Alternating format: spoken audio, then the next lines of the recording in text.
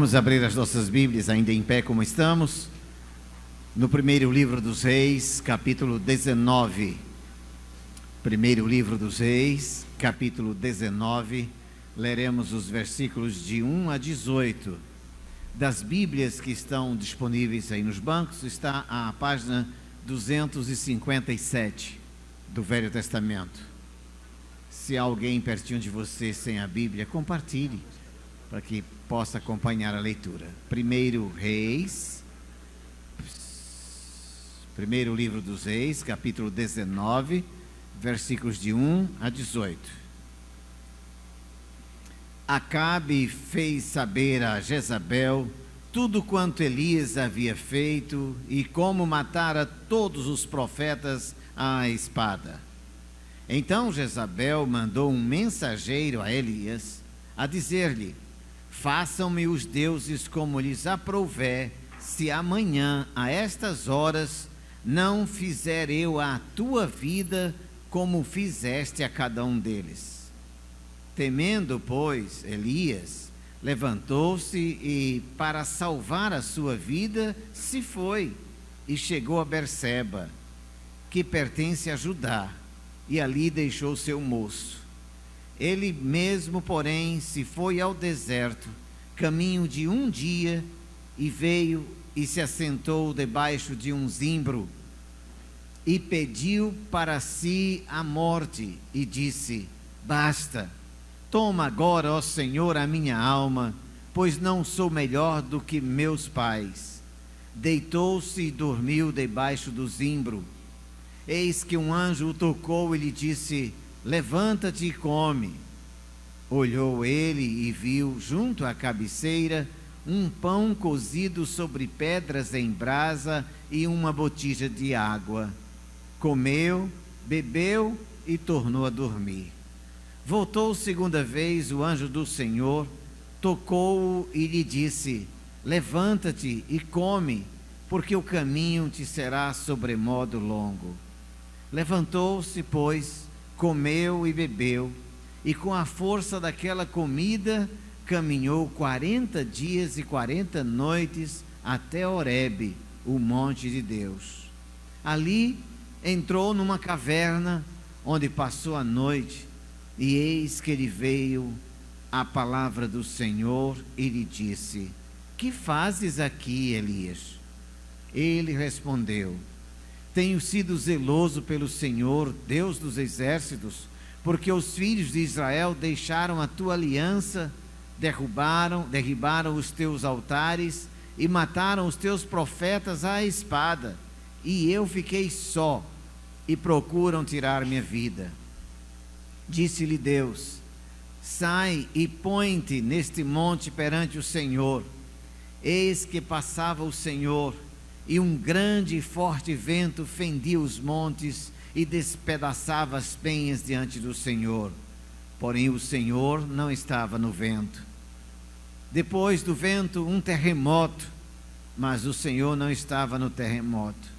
Depois do terremoto, um fogo, mas o Senhor não estava no fogo. E depois do fogo, um cicio tranquilo e suave. Ouvindo-o, Elias envolveu o rosto no seu manto e, saindo, pôs-se à entrada da caverna. Eis que lhe veio uma voz e lhe disse: que fazes aqui, Elias? Ele respondeu: tenho sido em extremo zeloso pelo Senhor, Deus dos exércitos, porque os filhos de Israel deixaram a tua aliança, derribaram os teus altares e mataram os teus profetas à espada. E eu fiquei só, e procuram tirar minha vida.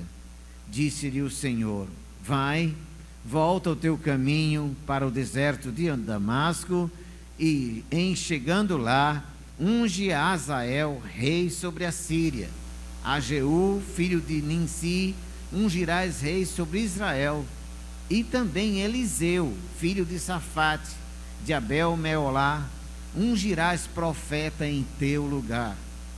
Quem escapar à espada de Azael, Jeú o matará, e quem escapar à espada de Jeú, Eliseu o matará. Também conservei em Israel 7.000, todos os joelhos que não se dobraram a Baal, e toda a boca que o não beijou. Palavra do Senhor, damos graças a Deus. Ainda em pé, vamos louvar ao nome do Senhor, preparando o nosso coração para receber a palavra de Deus.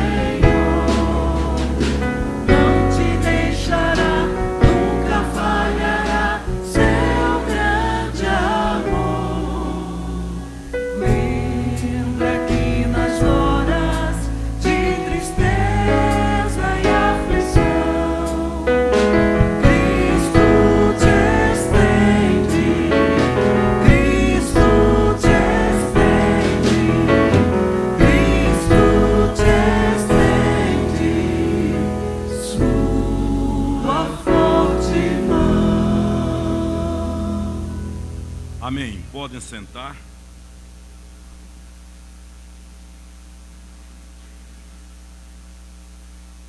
As estatísticas revelam, e nos últimos anos elas têm sido publicadas com muito mais frequência, divulgadas, que hoje, no mundo inteiro, a depressão é a doença, a enfermidade que mais acontece.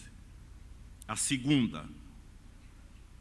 Mas as mesmas estatísticas da própria OMS explicam que daqui a 14 anos, a projeção é que daqui a 14 anos, ela seja a enfermidade mais conhecida e a que mais acontece ao redor de todo o globo terrestre. Ela existe e acontece em todas as culturas, em todas as etnias, em pessoas de qualquer formação. Elas existem na vida de milhões e milhões e milhões espalhados pelo mundo, e traz sofrimento, gera outros tipos de enfermidade. Hoje eu conversava com o reverendo Pablo, que é médico, e ele me mostrava algumas vertentes consequentes de depressão. Também amo na palavra de Deus a honestidade. A Bíblia não esconde as falhas, os erros dos seus heróis, há poucos dias preguei sobre isso aqui. A Bíblia não quer criar mitos. A Bíblia mostra que Deus usa pessoas limitadas, tendenciosas, às vezes de correção extremamente difícil, portadoras de patologias na alma, no corpo. A Bíblia mostra uma relação de homens de Deus que caíram, que fracassaram, que pecaram, que erraram, que foram restaurados, que continuaram, enfim. É um livro que ensina a integridade porque é um livro íntegro. Não trabalha com nenhuma projeção que vá além da nossa humana capacidade de resolver, de encarnar, de viver e de praticar. É o caso de Elias, sobre quem eu quero refletir um pouco nesta noite.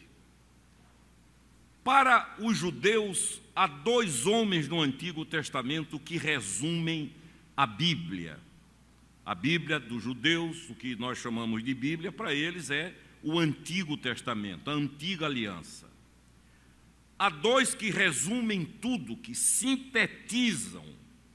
E o mencionar do nome desses dois traz à memória todo o texto sagrado. Moisés, que representa a lei. Quando eles se referem a Moisés, eles estão falando da lei, dos 5 primeiros livros da Bíblia. E Elias. É por isso que há a expressão a lei e os profetas. Moisés resume a lei, Elias resume os profetas.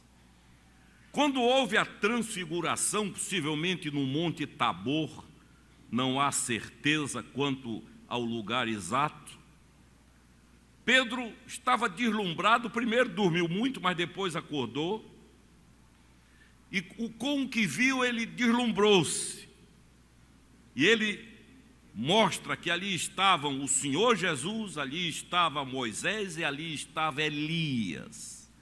De todos os legisladores da Bíblia, ali estava Moisés. De todos os profetas da Bíblia, ali estava Elias. Ali estava a lei e os profetas. Em resumo, ali estava todo o Antigo Testamento, toda a Antiga Aliança. Pedro, então, faz o que muitas igrejas fazem ainda hoje. Há muita gente ainda vivendo um peso na vida porque tem a visão que Pedro teve. Pedro dá com sinceridade, é verdade, uma sugestão e ele diz ao Senhor: será que eu não poderia providenciar 3 tendas, uma para Moisés, uma para Elias e outra para o Senhor, e nós continuaríamos aqui? É quando uma voz do céu deixa claro quem é que reina, quem é o Senhor. E o texto praticamente conclui com a seguinte afirmação: e a ninguém mais viram a não ser Jesus Cristo. A antiga aliança, ela serve hoje como exemplo, como pedagogo. A palavra pedagogo significa, ao pé da letra, aquele que segura pela mão e leva, aquele que conduz pela mão. Mas com a chegada do rei, a antiga aliança, ela é vencida e passa a vigorar a nova aliança. Por isso não vivemos mais sob o jugo de leis e profetas, mas sob o reinado de Jesus de Nazaré. A intenção de Pedro era boa, mas a antiga aliança, ela era produtora de culpa, porque a função da lei é revelar o pecado. O apóstolo Paulo diz: eu não saberia que matar era pecado se a lei não dissesse não matarás. Onde não há lei, não há transgressão. E esse é um dos mistérios mais profundos da morte de Jesus, que poucos captam.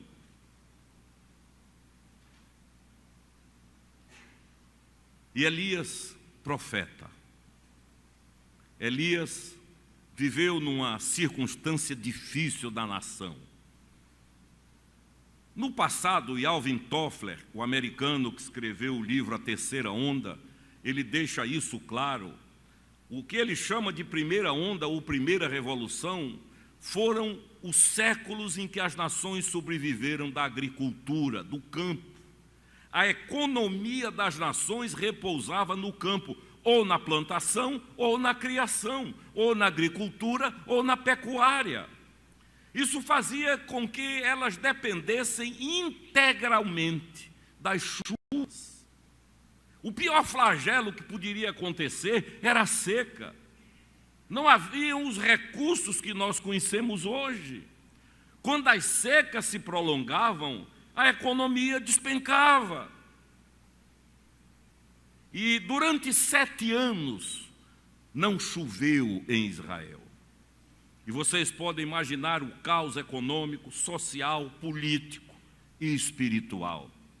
Porque quando a crise chega mesmo para valer, é o momento e é o terreno propício para que muitas afirmações espirituais surjam, gurus, religiosidades espúrias, que apenas exploram o sentimento, a boa vontade, a credulidade. E foi nesse contexto de uma aparente, entre aspas, falência do Deus de Israel, 7 anos sem chuva, não havia outro recurso para a irrigação a não ser a chuva,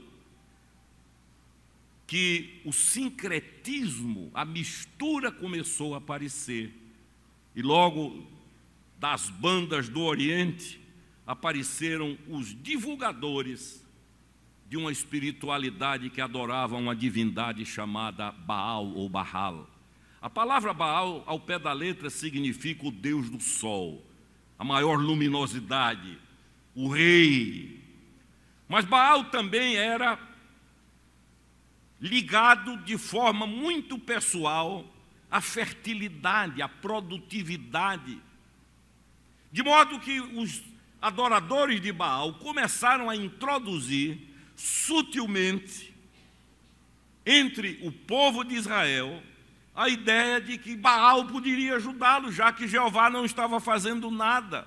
Para ser bem claro, o tempo estava passando, a economia acabada, problemas sociais, problemas políticos, choques internos, desemprego, crise sobre crise, e do meio desse terreno lodoso surge essa proposta: Israel se deixa seduzir.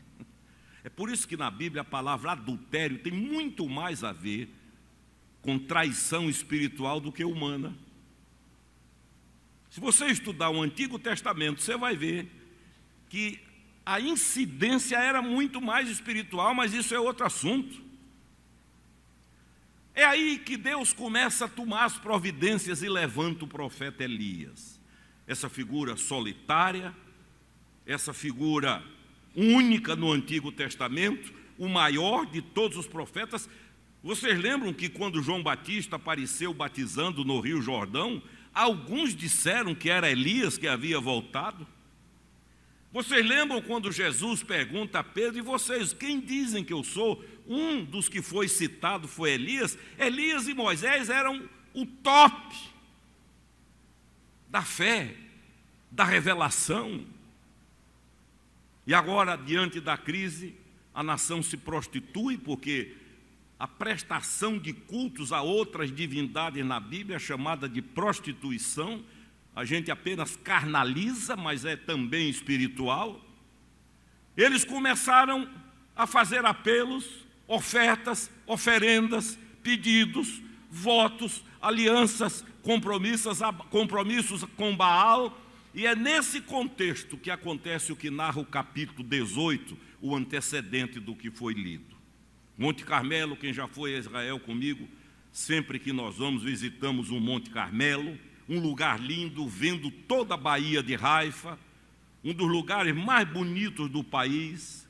E ali naquele lugar, onde hoje é um convento das Carmelitas, foi que Elias viveu esse desafio. Solitariamente, do ponto de vista humano, só. E do outro lado, 450 profetas mantidos pelo Estado, estavam na folha de pagamento do Estado. A esposa de Acabe, que foi uma das mulheres mais perversas da Bíblia, ela era a essência da malignidade e ele era submisso a ela. Na verdade, ela o governava e governava a nação. Ela bancou toda essa casta de falsos profetas que começaram a introduzir na fé dos descendentes de Abraão o culto a essa divindade chamada Baal. E o encontro se deu. E a história vocês conhecem. Elias ali chega, sozinho, enfrenta, no sentido de uma palavra bem popular, ele peita, parte para cima. A vitória do Senhor é extraordinária, é esmagadora. Foi ele que logo depois teve aquela visão de uma mão pequena sobre o mar, o Mediterrâneo que está ali juntinho, mostrando que viria chuva em abundância, enfim. Por isso Elias tornou-se uma referência profética. O capítulo 19, que é esse que acaba de ser lido, mostra a outra face. Depois disso tudo, Jezabel ameaça, manda um recado curto e grosso, e o recado para Elias é o seguinte, ela diz: eu não quero estar viva amanhã, e faça-me Deus o que eu quiser, se amanhã, a esta hora, você não estiver no mesmo estado dos profetas que você destruiu. Elias é tomado primeiro por um medo, depois por um pavor. Era homem, era carne e osso, era nervos e pele. E ele então inicia uma fuga e começa um processo depressivo na vida dele. E eu quero apenas tirar algumas lições da vida dele e de como Deus agiu, porque não sou psiquiatra, nem sou psicólogo, nem quero falar sobre terapias, porque o caminho natural para curar essas enfermidades é buscar os profissionais gabaritados e preparados para isso. O primeiro sintoma que Elias apresenta é que ele se isola numa caverna. A alma quer ir para o buraco, não quer ver ninguém, não quer falar com ninguém, quer tornar-se uma ilha solitária. Caminha para longe do Carmelo, e é uma região onde há muitas cavernas. Ele então encontra uma e é como se dissesse: é aqui, aqui eu vou viver, aqui eu vou morrer, aqui eu passarei os últimos dias da minha vida. O isolamento, a sensação de solidão, ela não é anulada pela presença física, é pelo companheirismo. Há pessoas solitárias no meio da multidão, há pessoas solitárias nos bancos de uma igreja, há pessoas esmagadas pela solidão, tendo alguém ao lado no colchão onde dorme. E a solidão gera solidão, que gera solidão, e se não houver uma intervenção de Deus ou uma busca de tratamento imediato, isso torna-se uma dízima periódica da desgraça. Elias se isola. O segundo sintoma que ele apresenta é a autopiedade. Ele diz assim: todos me abandonaram, eu estou só, não há ninguém comigo. Ele olha para os lados e não vê ninguém, a mente não consegue mais perceber nenhum companheirismo. Ele torna-se o solitário dos solitários e é tomado por uma sensação de abandono, a mesma que o apóstolo Paulo descreve em 2 Timóteo, quando diz laconicamente: todos me abandonaram, na minha última defesa ninguém esteve comigo, todos me abandonaram. É um dos sintomas, é quando a pessoa, mesmo cercada, se sente abandonada. Quando não há uma boca que fale, um abraço, braços que abracem, uma boca que beije, que traga esperança. Apesar da presença física e de todos os meios de comunicação, não se iludam, aí na orla há muita gente em apartamentos de luxo, despencando na vida porque estão vivendo numa caverna. A ornamentação, a decoração não escondem o fato de que elas estão numa caverna e vivem a sensação de abandono. Uma das palavras mais bonitas da língua portuguesa, eu sempre cito em casamento, é a palavra companheiro ou companheira. A etimologia da palavra diz que companheiro é aquele que come do mesmo pão. Companheira é aquela que come do mesmo pão. Companheiros são aqueles que comem do mesmo pão, da fartura, da escassez, da saúde, da doença, da riqueza, da pobreza. Seja lá o que for, do sucesso ou do fracasso, companheiros comem do mesmo pão. Martin Luther King Jr., num sermão imortal, que ele pregou para 1 milhão de pessoas no Lincoln Memorial em Washington, ele disse: companheiros são aqueles que diante da montanha do desespero, não dá para escalar, abrem um túnel de esperança e saem do outro lado. Depressivos sentem o abandono. Depressivos vivem a amargura que a mente projeta apenas de presenças que contribuem para a estatística, mas que não fazem nenhuma diferença na vida. Não são aquele ou aquela companheira que olham para você e diz: pode ir que eu vou junto, pode enfrentar que eu topo, compre a briga e conte comigo. Os depressivos experimentam isso. Eu conversei com vários. Elias sente-se abandonado. Todos se foram, ele diz a Deus, todos se foram e eu fiquei só. O terceiro, que casa mais ou menos com o primeiro, é que ele chega ao extremo de querer morrer. Ele diz a Deus: tira a minha vida. Ele não tinha coragem para tirar, ele conhecia a palavra de Deus, mas ele ora e diz: tira a minha vida, leva-me para junto de ti. Schopenhauer, filósofo, ele fez a seguinte afirmação: quando a pior coisa que nós conhecemos no mundo é a morte, nós queremos viver. Mas quando a pior coisa que conhecemos é a vida, nós queremos morrer. Há muita gente boa orando a Deus silenciosamente, dizendo: leva-me. E não é, na maioria das vezes, uma oração sadia, é uma agonia, produzida exatamente pela sintomatologia da depressão de Elias, de se sentir abandonado, de sentir-se solitário, de achar que ninguém chega junto, de procurar cavernas, que simbolicamente significam, em palavreado claro: eu não quero conversa com ninguém, me deixa quieto aqui. Está encavernado, está enclausurado, fechado. Há muros emocionais muito mais difíceis de serem derrubados do que muro de concreto. Há muralhas emocionais que isolam, e por isso não tenha ilusão. Há muita gente que você vê sorrindo, que chora solitária pelos cantos da casa, ou quando não há ninguém.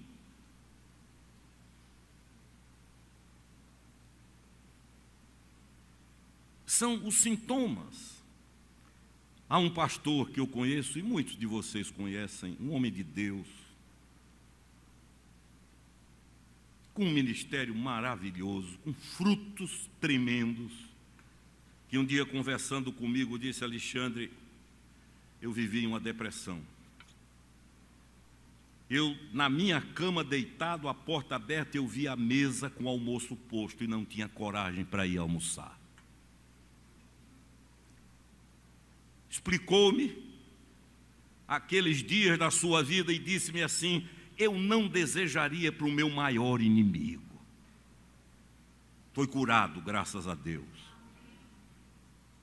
Elias viveu isso. Saulo de Tarso, Paulo, de certa forma, em nível muito menor, também viveu. E uma das coisas que eu amo na Bíblia é isso, é que ela não esconde, ela não nega, ela não tem heróis intocáveis. Jamais alguém produziria um filme como aquele, Os Intocáveis, com personagens bíblicos, porque eles são homens e mulheres cuja vida é carregada de falhas, de brechas, de dúvidas, de fracassos, mas aprove a Deus usar o barro para que a glória fosse só dele.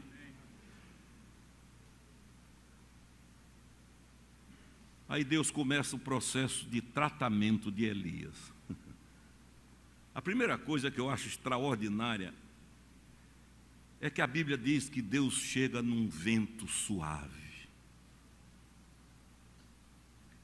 Assustado como Elias estava, doente da alma, com os nervos à flor da pele, se Deus chega no fogo, ou no trovão, ou na tempestade, ele morria. Não é que Deus não chega, em Pentecostes houve vento uivante e fogo. Mas na terapia de Elias, Deus é sábio. E diz a Bíblia que primeiro vem aquele fogo, aquele vento, e Deus não estava, e finalmente uma brisa suave. O texto diz um cicio manso, e Deus estava ali. Era o carinho, era o afeto, era o toque. Era a voz suave dizendo, estou aqui. O que eu quero dizer é que se você vive essa luta, se você percebe que há indícios de que vai viver essa luta, saiba de uma coisa, Deus sabe exatamente como falar com você. Nem mãe, nem pai, nem esposo, nem esposa, nem filho, nem filha, nem pastor, nem bispo, ninguém sabe chegar junto de você para falar com você como Deus sabe. Seria um desastre para Elias se chegasse ali uma divindade tipo trovão, trovejando, queimando, vento uivante como o furacão Matthew, que assolou agora a costa leste americana. Mas Deus chega fazendo, me permita a expressão, fazendo cócegas, passando a mão. Começa a cura de Elias. A segunda coisa que Deus diz a Elias, coma, levante-se, coma. Uma coisa tão simples. E há uma comida que foi preparada pelos anjos para ele. Isso mostra duas facetas do alimento natural que precisa ser continuado e do alimento espiritual que é aquele que Deus prepara. Elias come e com a força daquela comida ele anda 40 dias e 40 noites. Deus chega de forma suave, Deus diz a Elias, coma, alimente-se, não se entregue. E ele faz isso. Para mim isso tem a ver com a rotina da vida. Assuma a vida. Continue, dê continuidade em frente. Comida é uma coisa de todo dia. Então volte ao seu trabalho, ao seu caminho. Faça esse esforço. Alimente-se, tanto do ponto de vista material, humano, como do ponto de vista espiritual. A terceira coisa que Deus faz é curar a autopiedade de Elias. Para Elias não dizer mais, eu sou um coitadinho. Porque ele disse, todo mundo me abandonou e eu fiquei só. É uma visão atrapalhada, conturbada pela dor que ele vive.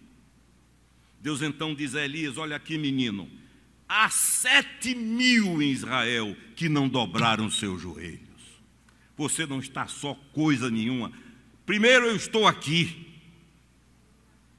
Segundo, acabe com essa visão negativa de que tornou-se uma pessoa solitária. Você não está só. Eu estou aqui e mais, há 7.000 que estão aí, que não dobraram os joelhos e que são fiéis a mim. Elias come, ouve do próprio Deus que não está só, que tem gente com ele, começa uma reação e no outro passo Deus diz agora levante-se, vá para o deserto outra vez, Procure Eliseu, filho de Safate, e unja como profeta em seu lugar. Elias, a obra vai continuar.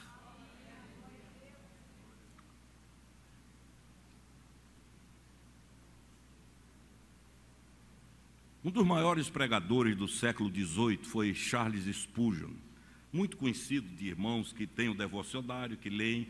Ele foi chamado de o príncipe dos pregadores. Mas durante quase toda a sua vida, ele foi atacado por momentos depressivos. Tanto que há um livro, A Depressão de Spurgeon. Eu estou dizendo isso para acabar com a mística maligna de que quem é de Deus não sofre de depressão. Sofre. A nossa humanidade é a nossa humanidade.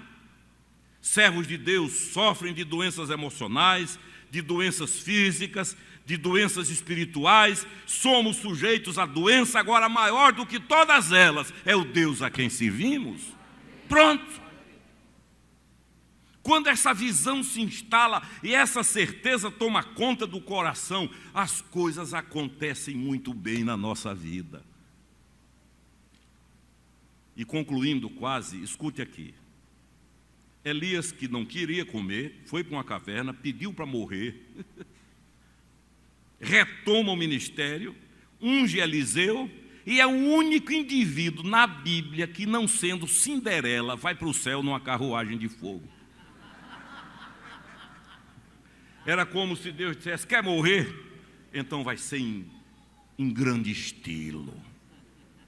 Eliseu estava junto, ficou chocado. Meu pai, carros e cavalos de fogo. Recentemente, vários pastores amigos morreram. Morreu Paulo Solonca, da primeira igreja batista de Florianópolis, meu amigo há mais de 30 anos. O genro esteve aqui há 2 domingos da missão Portas Abertas, Marcos.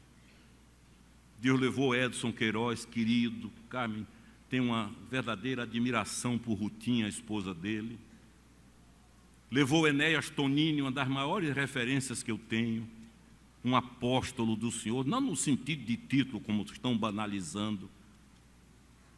E levou a semana passada, o reverendo Elben Lenz César, de uma família tradicionalíssima. Elben fundou a revista Ultimato e dirigiu até o fim. Quando Elben partiu, já aos 86 anos, tomando um banho, caiu, bateu com a cabeça.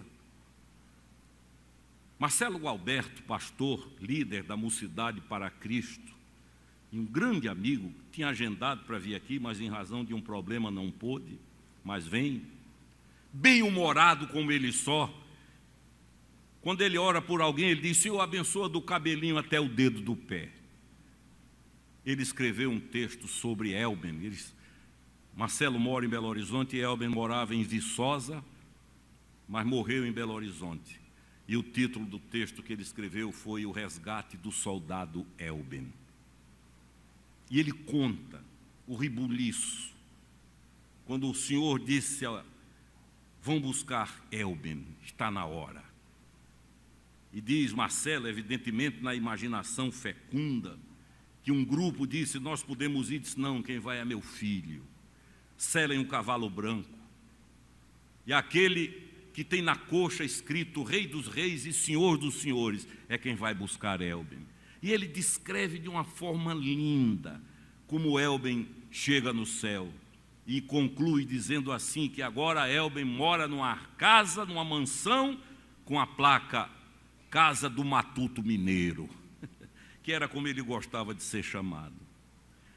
Elias, o que eu quero dizer a você é o seguinte: quem crê em Deus não escapa do processo. Elias viveu, era um profeta, era um homem de Deus. Essas enfermidades podem acometer. O que eu quero garantir sobre a palavra é que o fim, ou é a cura, como foi o caso dele, e depois a ida para casa numa carruagem de fogo. Agora, preciso uma resposta a essa pergunta: o que fazes aqui, Elias? Era como se Deus dissesse: Elias, isso é lugar para um filho meu. Elias, quem mandou você viver em caverna, encavernado, ambiente úmido, lúgubre, frio, escuro? O que fazes aqui, Elias? É o próprio Deus quem vai buscar Elias. E se você ler o livro de Reis, vai embora nele, você vai ver que depois disso, ele fez coisas gloriosas para o reino de Deus. Estamos sujeitos a isso? Estamos.